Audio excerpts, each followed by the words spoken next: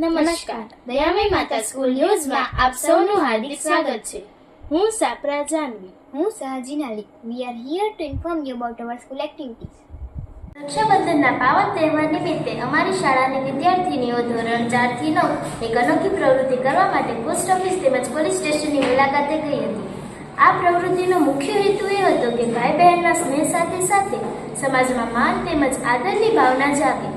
Post office તેમજ police સ્ટેશનના કર્મચારીઓ સખત મહેનત કરીને આપણી સેવા તેમજ રક્ષણ કરે છે.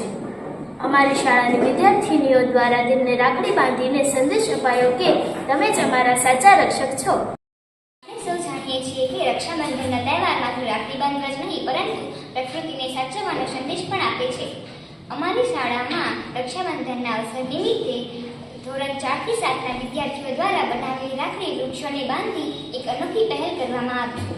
આ પ્રવૃત્તિ કરવાનો હેતુ માત્ર શણગાર કરવાનો જ નહીં પરંતુ જે રીતે બહેન પોતાના ભાઈના હાથ પર રાખડી બાંધીને તેને સુરક્ષાનું વચન આપે છે તે જ રીતે આપણે વૃક્ષોને સાચવવાનો સંકલ્પ લેવો જોઈએ.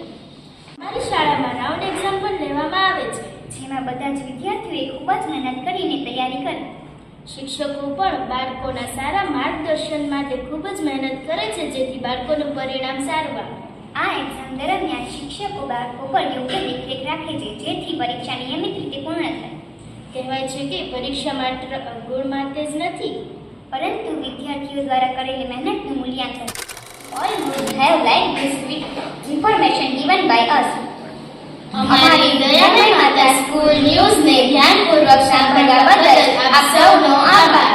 અમારી શાળાના વિવિધ પ્રવૃત્તિઓ તેમજ કાર્યક્રમ જોવા માટે અમારી ચેનલ સાથે જોડાયા રહો તથા વિડીયોને લાઈક કરો, ચેનલને સબસ્ક્રાઇબ કરો અને બેલ આઇકન ઓન કરો. Thanks for watching this video.